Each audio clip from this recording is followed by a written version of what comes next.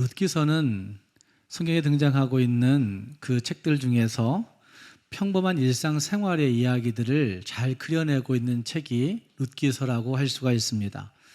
우리가 겪을 수 있는 그 일상생활들 속에 깃들어 있는 하나님의 은혜의 모습들, 하나님의 섭리의 모습들이 이 책에 잘 나타나고 있고, 하나님의 은혜와 섭리가 임할 때 그곳에 회복이 있다는 사실들을 분명하게 드러나고 있는 책이 이 룻기서라고 말할 수가 있습니다. 오늘의 말씀에 가정의 행복을 위한 세 가지 중요한 단어가 거기에 등장합니다.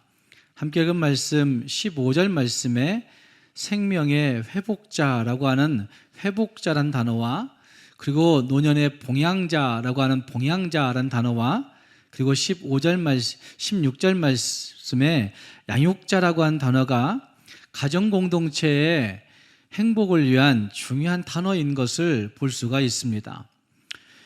룻기서의 1장은 엘리멜렉이라고 하는 아버지와 그리고 아들 말론과 기르온이라고 하는 아들이 죽음을 당하는 죽음의 이야기로 시작하고 있고, 오늘 읽었던 말씀 4장은 그 책이 마무리되면서 오벳이라고 하는 아들이 태어나고 있는 그 모습, 그리고 그 후손에 이새가 있고, 그리고 이새의 후손은 다윗이라고 하는 것을 이 책이 그려냄으로 말미암아 정말 온 민족의, 온 백성들의 회복이 그들을 통하여 이루어진다는 사실들을 잘 나타내고 있는 책이 이 룻기서라고 말할 수가 있습니다.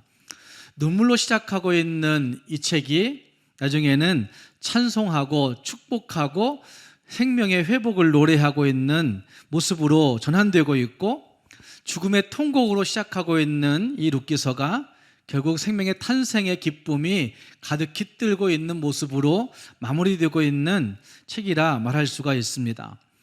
오늘의 말씀을 같이 생각해 보시면서 우리 가정들이 어떤 환경에 처해 있든지, 우리 가정들이 어떤 상황에서 출발했든지 하나님의 섭리와 은혜로 말미암아 진짜 회복을 맛볼 수 있기를 결단하고 다짐할 수 있는 우리 모두가 될 수 있기를 주님의 이름으로 축복합니다. 먼저 우리는 하나님의 섭리와 은혜가 있을 때 진짜 회복이 있다는 사실들을 이 성경을 통하여서 우리는 볼 수가 있습니다.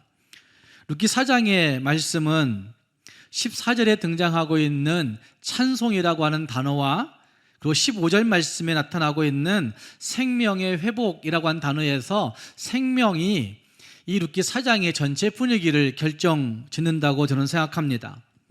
여기 생명의 회복자라고 말하고 있는 그 단어 가운데, 구절 가운데 회복자는 히브리어 레메쉬브라고 하는 단어로 회복시키는 사람이 되다 라고 하는 뜻과 영혼을 소생시키다, 그리고 마음을 기쁘게 하다 라고 하는 의미를 가지고 있습니다. 또 이것을 해석하고 있는 어떤 사람은 사람에게 용기와 정신과 힘을 회복시키다라는 의미를 갖고 있다라고 해석하고 있는 것도 볼 수가 있습니다. 즉, 비어있던 그 삶을, 어쩌면 공허함 가운데 허덕이고 있던 그 삶을 풍족하게 회복시켜 주셨다라고 하는 의미로 이 생명의 회복자라는 단어를 쓰고 있다는 말입니다. 룻기의 이야기대로 한다고 한다면 과거 나오미는 모든 것을 다 잃어버렸습니다. 남편도 잃고 아들들도 잃고 그나마 가지고 있었던 일정 부분의 재산도 다 잃어버려서 도무지 살 수 없어 그나마 의지할 수 있는 그 고향으로 돌아오고 있는 그 모습, 돌아올 때 그 모습은 정말 텅 비어있는 아무것도 없는 그런 모습으로, 비참한 처지의 모습으로 돌아오고 있는 것을 볼 수가 있습니다. 그러나 이제는 그에게 용기가 회복되어지고 정신이 회복되어지고 힘이 온전히 회복되어져서 그의 삶을 통하여 다른 사람들을 양육할 수 있게 되고 그 삶을 나누어 줄 수 있는, 더불어 사는 축복을 누리고 있는 존재로 바뀌어 있다는 사실들을 오늘 말씀이 우리에게 나타내 주고 있다는 말입니다. 모든 것이 다 회복되어 있는 상태, 힘이 북돋아져 있는 상태, 정신이 온전해진 상태, 용기가 충만해진 상태, 이런 상태를 여기 말씀이 말하고 있는 회복이란 단어가 증거해 주고 있다는 말입니다. 시편 30편 5절 말씀에 이렇게 말씀합니다. 그의 노염은 잠깐이요 그의 은총은 평생이로다. 저녁에는 울음이 기숙할지라도 아침에는 기쁨이 오리로다 라고 말씀하고 있습니다. 뿐만 아니라 그 시편 30편 11절 말씀에는 주께서 나의 슬픔을 변하여 춤이 되게 하시며 나의 배회옷을 벗기고 기쁨으로 띠띠워 주셨다고 고백하는 말씀이 등장하고 있습니다. 하나님이 그들의 고통을 감사로 바꾸시고 하나님의 그들의 울음을 기쁨으로 변화시키시고 하나님이 그들의 슬픔과 아픔을 춤이 되게 하시는 은혜가 있었다라고 한 사실을 이 룻기서는 우리에게 증거해 주고 있고 그것을 시편 30편에서도 노래하고 있는 것을 볼 수가 있다는 말입니다. 어쩌면 룻기가 보여내고 있는 이 죽음의 이미지에서 결혼식의 이미지, 이것은 우리에게 무엇을 보여준다고 생각하십니까? 아픔과 슬픔의 눈물, 상처와 괴로움의 눈물을 보았는데 이제는 탄생과 기쁨으로 축복하고 찬송하고 있는 이것은 과연 우리에게 무엇을 나타내 주고 있는 것일까요? 뿐만 아니라 그들의 이 기쁨과 그들의 이 완전한 안식과 풍요를 가능하게 한 동기는, 가능하게 한 이유는 과연 어디에 있다고, 무엇 때문이라고 생각하십니까? 죽음의 분위기에서 생명을 회복하게 된 이유는, 그 동기는 다름 아닌 보아스의 기업 모르는 책임을 이행함에 있다고 말할 수가 있습니다. 룻기에서 나타나고 있는 이것은 그 나오미의 가정 가운데 보아스가 없었다고 한다면 이 기쁨은 있을 수가 없었다는 말입니다. 1차적으로 그 보아스가 행하고 있는 기업 모르는 자의 책임이 나오미의 가정에 생명을 불어넣게 되었고 나오미의 가정의 기쁨을 회복하게 해 주었다고 할 수가 있는 것입니다. 그러나 분명한 것은 그 배후에 우리 모든 사람들의 모든 인생의 삶의 키를 쥐고 계시는 하나님의 은혜와 사랑이 거기에 있다고 한 사실을 부인할 수가 없습니다. 그래서 룻기에서는 이 하나님의 섭리와 은혜를 잔잔하게 잘 표현해 주고 있는 것을 볼 수가 있습니다. 룻기 1장 8절 말씀과 9절 말씀에 나오미는 두 자부의 생에 대해서 축복하고 있는 말씀이 거기에 등장하고 있습니다. 그는 8절 말씀에서 이런 말을 합니다. 너희가 죽은 자와 나를 선대한 것 같이 여호와께서 너희를 선대하시기를 원하며 라고 하는 표현이 거기에 등장하고 있습니다. 하나님의 손이 너희들의 삶에 간섭하셨으면 좋겠다. 하나님의 손이 너희의 삶을 관여했으면 좋겠다 라고 하는 표현을 하고 있다고 할 수 있습니다.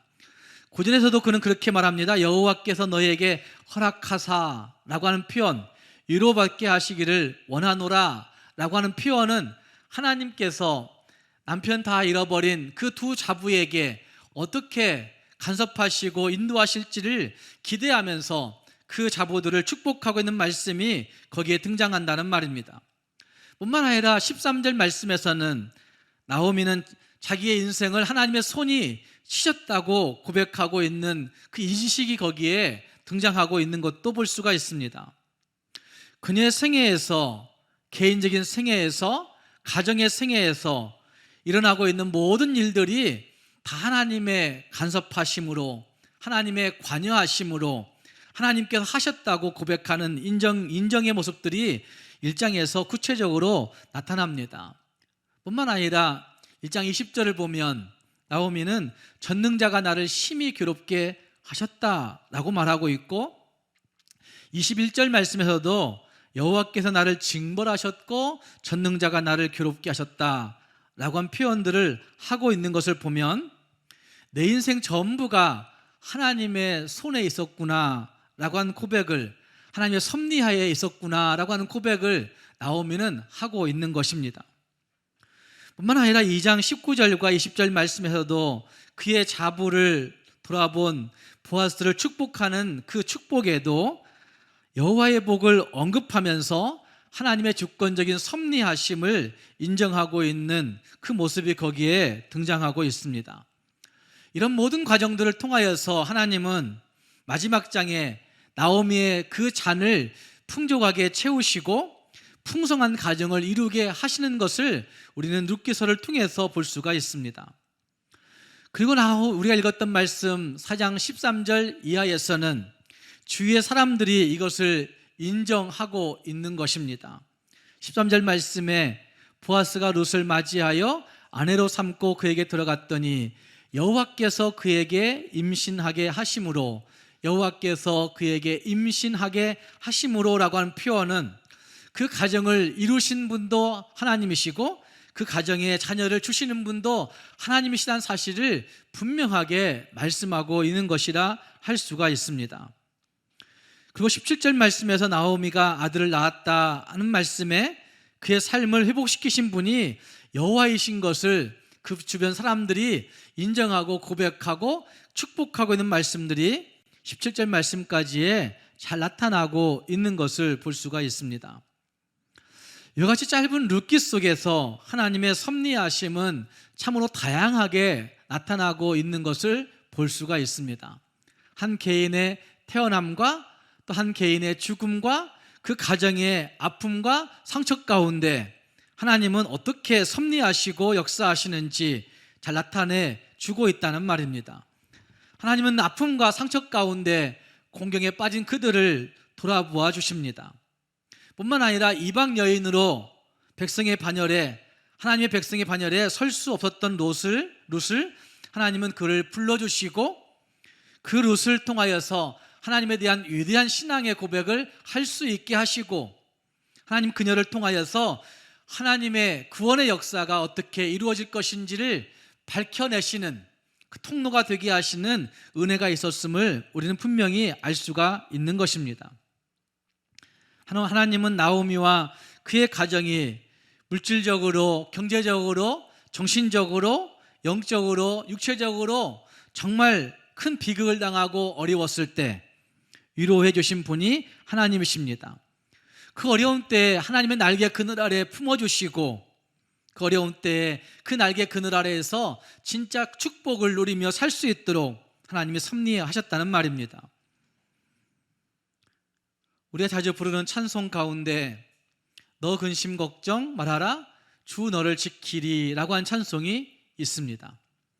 이 찬송은 마틴 목사님 부부가 작시하고 작곡한 찬송으로 알려지고 있습니다. 하루는 마틴 목사님이 다른 지역에 교회 설교를 부탁받습니다. 그런데 설교 부탁받고 난 다음 아내가 아프기 시작합니다.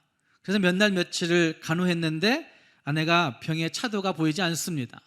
참 괴로움 중에 힘들어하고 있는 가정 가운데 내가 이 설교 초청을 응해야 될지 말아야 될지, 설교하러 가야 할지 말아야 할지 이런 고민들을 하고 있는 갈팡질팡한 모습을 부여내고 있었습니다.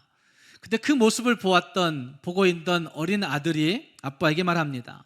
아빠가 오늘 밤에 설교하는 것이 하나님의 원하시는 것이라면, 하나님이 진짜 원하시는 것이라면 아빠가 이곳에 안 계시는 동안에도 엄마는 하나님이 지키실 거야, 하나님이 돌보아 주실 거야 라고 하는 말을 어린 아들이 아빠에게 말하는 겁니다.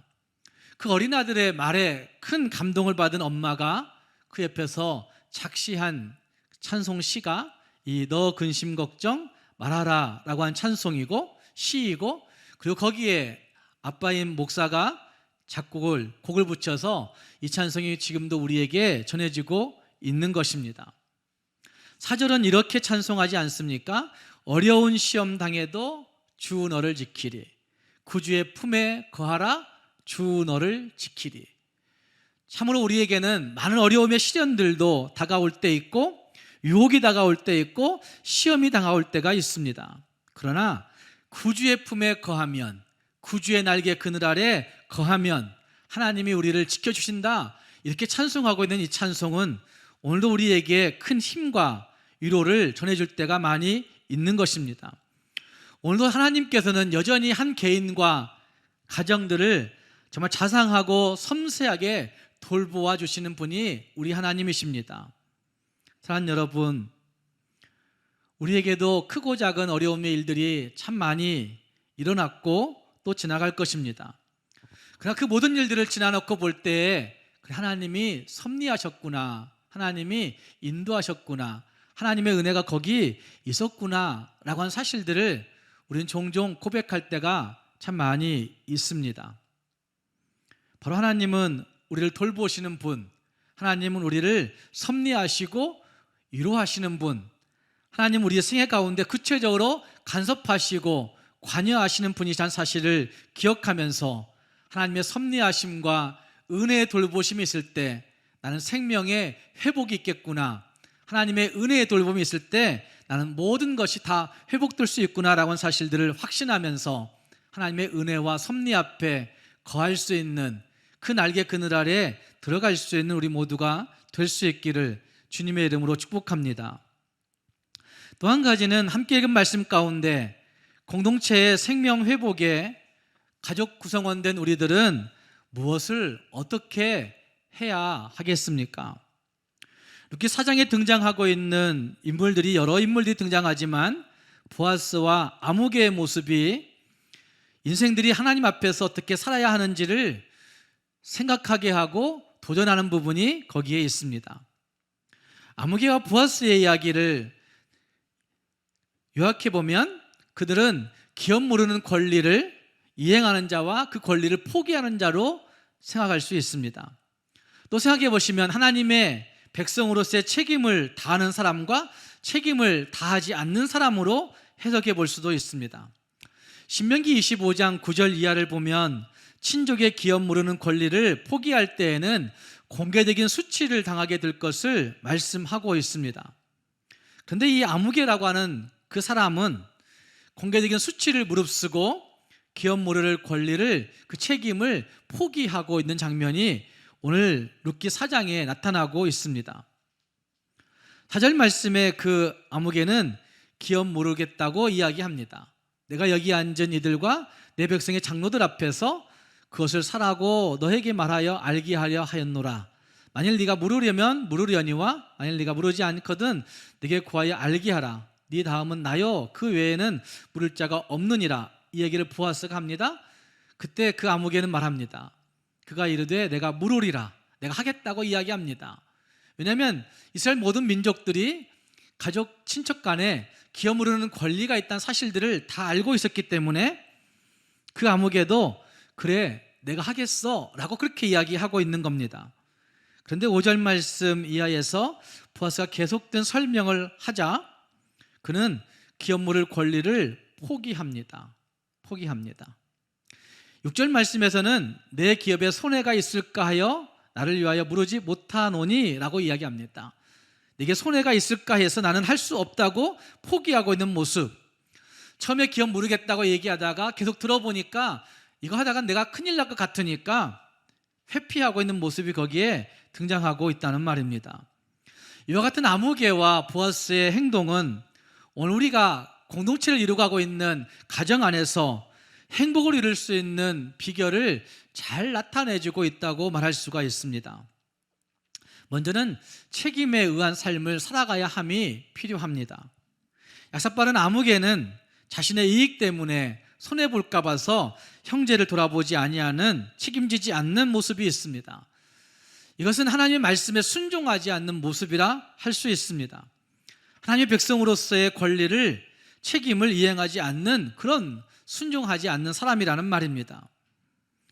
그러나 보아스는 자기에게 기업 물을 책임이 있음을 알고 모든 것을 다 따져보고 계산해보는 그런 지식에 출중한 사람이었지만 그럼에도 불구하고 하나님의 말씀이 요구할 때 자기 책임을 다하는 순종의 삶을 살고 있다는 말입니다. 아무개와 같이 손해볼 것이라는 것을 모를 리가 없었습니다. 그러나 하나님의 백성으로 하나님이 주신 삶의 양식을 따라 살아가는 것이, 성실하게 지키는 것이 마땅하다, 그는 믿었기 때문에 하나님의 백성으로 순종하며 책임을 다하고 있는 것입니다. 모두가 다 하나님의 말씀을 저버리고 있는 그 시대, 사사기와 룻기의 시대에, 말씀이 희미한 그 시대에 그만은 하나님 앞에서 말씀이 요구하는 책임을, 말씀이 요구하는 삶의 순종을 다하고 있는 모습이 거기에 나타난다는 말입니다. 뭔가 바보같이 보이고, 뭔가 이상한 것 같이 보이고, 뭔가 석연치 않은 모습이 분명히 거기에 있겠지만 이해할 수 없는 순종이 내가 해야 될까라고 하는 궁금증이 그에게 있었겠지만 그러나 그는 하나님의 말씀이 요구하는 그 삶의 순종을 책임을 다하고 있다는 말입니다. 보아스는 하나님의 백성으로서 책임을 다한 삶을 살아간 사람인데 룻기에 등장하고 있는 룻이란 여인도 성실하게 그 책임을 다하는 사람으로 여기에 등장하고 있는 것을 볼 수가 있습니다. 우리가 알고 있듯이 룻은 이방 여인이었습니다. 모압 여인이었습니다.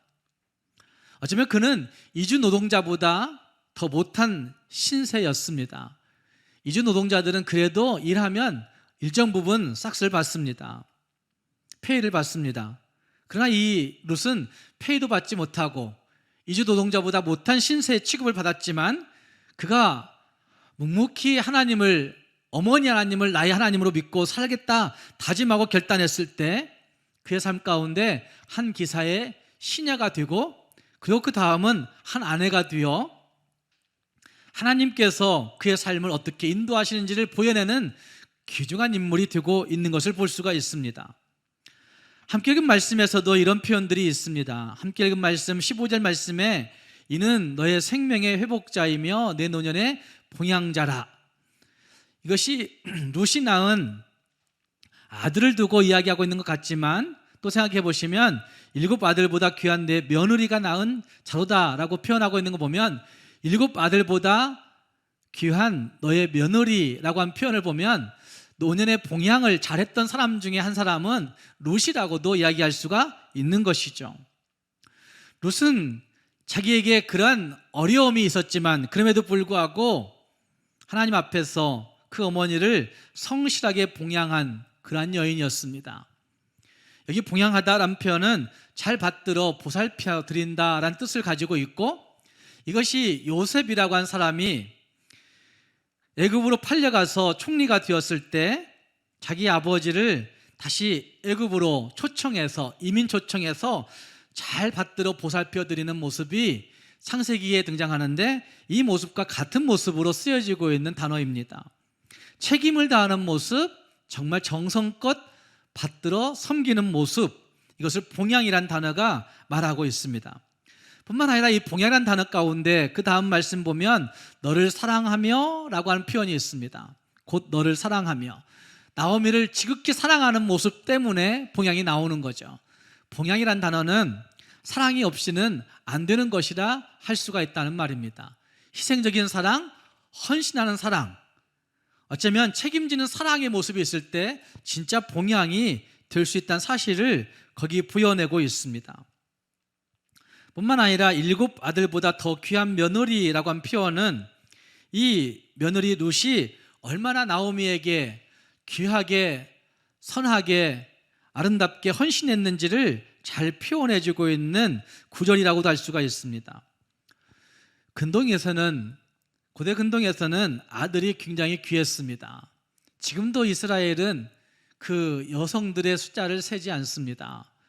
그러니까 백신을 몇 명 맞았는지 잘 됐는지 얘기하지만 그 여성들은 그 숫자에 들지 않는다고 얘기합니다.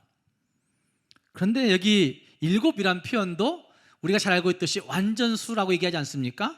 완전하고 이상적이고 충만함을 의미하는 7이라는 숫자가 쓰여지고 있는 것 보면 7 아들보다 더 귀한 섬김을 다하고 있는 며느리, 이런 표현인 거죠.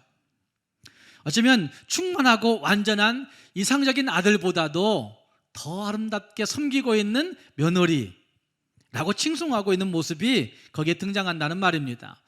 자기가 칭송하는 것이 아니라 주변의 사람들이, 나오미 옆에 있던 그 동네의 주변 사람들이 이 룻의 헌신, 룻의 봉양을 보면서 그래, 저 여인은, 저 며느리는 이방 여인이지만 그럼에도 불구하고 우리가 낳은 진짜 완전하고 충성스럽고 충만하고 이상적인 아들보다도 훨씬 더 아름답고 복되게 자기 시어머니를 섬기고 있는 며느리라고 이렇게 축복하고 있는 모습, 인정해주고 있는 모습이 거기에 등장한다는 말입니다.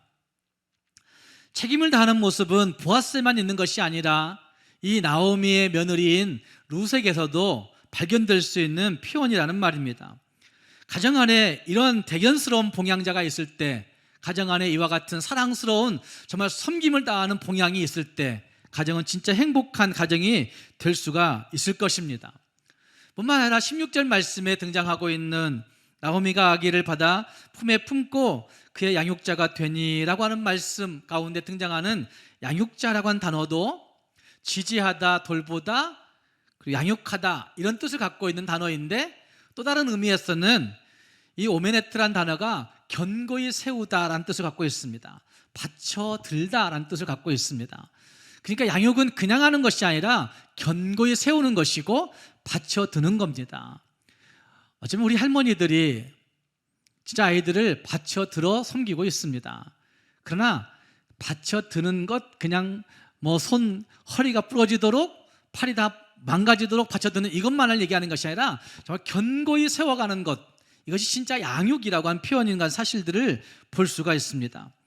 유모와 같이 품에 품고 양육할 뿐만 아니라 정말 그의 삶, 그의 인생 전체를 인도하는, 견고히 세우는 표현이 양육자인데 나오미가 이 오벳을 품에 품고 이와 같이 양육했다라고 한 표현은 할머니가 어떻게 가정 안에서 그 책임을 다하는지를 잘 보여주고 있는 모습이라고 할 수가 있습니다. 가정 공동체는 이와 같은 양육과 봉양을 통하여서 책임이 다해질 때 진짜 하나님의 생명이 회복될 수 있고 하나님의 축복이 깃들 수 있는 공동체가 될 수 있다는 사실들을 우리에게 잘 나타내주고 있는 것입니다. 오늘 한국교회의 문제는 하나님의 백성으로서 책임감 없는 교인을 배출해내는데 문제가 있다고 저는 생각합니다. 그냥 교회만 오면 다 좋으니까, 어쩌면 조금만 열심 내면 어쩌면 교회 안에서 주역이 될 수 있을 것 같으니까 진짜 하나님의 백성으로서 가정 안에서 일상 안에서의 책임감, 책임 있는 모습, 이것은 다 뒷전에 두고 그냥 열심 내는 모습만 가지고 그냥 인정해주고 직분 주고 하는 것 때문에 결국 한국교회가 여기에 이르게 되었다고 할 수가 있다는 말입니다. 우리는 전적인 하나님의 은혜와 사랑으로 하나님의 자녀가 되었는데 하나님의 자녀다운 책임감은, 하나님의 자녀다운 책임 있는 삶은 다 뒷전에 있고 권리만 주장하는, 자기가 얻을 것만 주장하는 그런 모습으로 한국교회는 수적 증가만을 자랑했던 것입니다. 우리나라의 교인이, 기독교인이 4분의 1이라고 자랑은 하지만 한국 사회에 빛을 발하지 못하고 있고 코로나 바이러스 시대에 교회가 어떻게 많은 어려움들을 겪고 있는가 보면 우리가 어떤 책임을 다하고 살고 있는지를 되물어보지 않을 수가 없는 것입니다. 자기 이익에 치우치지 아니하고 사랑과 축복의 책임을 다하는 부모님들, 보살핌과 돌봄의 봉양 책임에 충성하는 자녀들이 있을 때 그 공동체는 정말 주의 생명이 흘러가는, 생명이 회복되는 공동체가 될 수 있을 것입니다. 진짜 품에 품어주고 받들어주는 양육의 책임을 다하는 어른들과 사랑과 섬김의 봉양 책임을 다하는 다음 세대들이 있을 때 그 공동체는 영혼이 소생케 되고 마음이 시원하게 되고 정신과 힘을 불러일으키는, 용기를 북돋아주는 진짜 생명의 회복이 있는 공동체가 될 수 있다는 말입니다. 사랑하는 여러분, 우리는 어떤 부류의 사람인지 우리 자신들을 한번 돌아볼 필요가 있습니다. 내 이익에 앞다퉈서, 내 이익에 눈이 어두워서 행동하는 책임 없는 사람들입니까?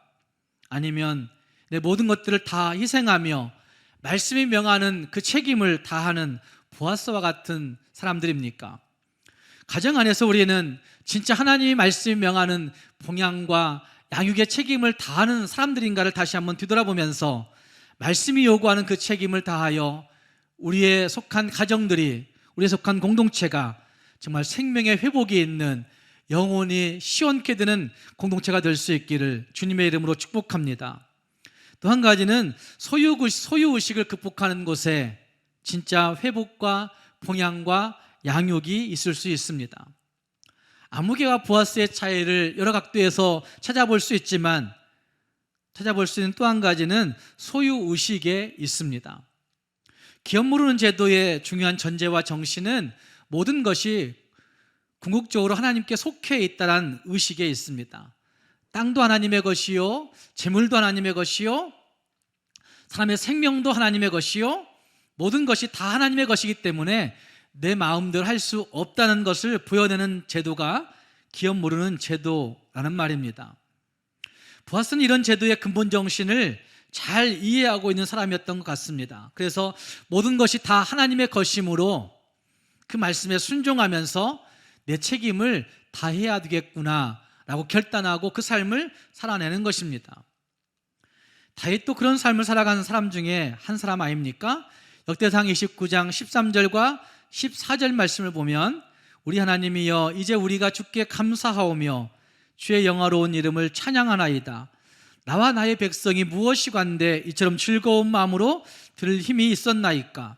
모든 것이 주께로 말미암아 싸우니 우리가 주의 손에서 받은 것으로 주께 드렸을 뿐이라고 고백하고 있습니다. 아시면 자기가 행했던 많은 일들이 있고 자기가 가졌던 것들을 내어놓는 그런 일들이 있었지만 그는 그 모든 것이 다 하나님의 것이어서 내가 하나님께 받은 것 중에 일부를 하나님께 드린 것 뿐이라고 그렇게 고백하고 있는 모습이 거기에 나타나고 있다는 말입니다. 우리는 어떤 모습의 사람들입니까? 내게 주어진 것들이 다 내 것이라고 그걸 움켜잡고 있는 우리들의 모습 아닙니까? 가정 안에서 이 가정의 달에 우리의 가정들은 정말 행복한 가정들입니까? 그 가정의 행복이 왜 깨어지는지를 돌아보면 내 것이라고 하는 의식 때문에 그럴 때가 많이 있는 것을 볼 수 있습니다. 그 모든 것들이 다 하나님께서 나에게 잠시 위탁하신 것들임에 틀림이 없는데 우리는 그 청지기 의식이 없다는 말입니다. 지금 내가 가진 재물도 하나님의 것이요, 지금 내가 가진 지혜도 하나님의 것이요, 명예도 하나님의 것이요, 내 건강도 하나님의 것이요, 그리고 우리에게 허락하신 자녀들도 하나님의 것이란 사실들을 우리는 기억해야 됩니다. 다 내 것 될 수 없다는 말입니다. 하나님의 것임을 인정할 때 거기에 진짜 행복과 거기에 진짜 만족이 있을 수 있고 거기에 진짜 회복이 있을 수 있는 것입니다. 사랑하는 성도 여러분, 하나님 말씀 앞에 우리는 얼마나 민감한 반응을 보이며 살고 계십니까? 그 말씀이 우리에게 말씀하실 때 그래 이 모든 것들이 다 하나님의 것이구나 라는 사실들을 기억하면서 하나님 말씀이 요구하는 그 삶 앞에 책임을 다하는 모습들로 살아갈 수 있는 우리 모두가 될 수 있기를 바랍니다. 그 삶을 살아갈 때 하나님께서 우리 가정의 분위기를, 우리 공동체의 분위기를 고통에서 찬송으로, 아픔과 상처에서 진짜 회복으로 이끄신다는 사실들을 기억하면서 하나님이 주시는 놀라운 회복을 경험할 수 있는 우리 각 개인과 가정이 될 수 있기를 주님의 이름으로 축복합니다. 기도하겠습니다.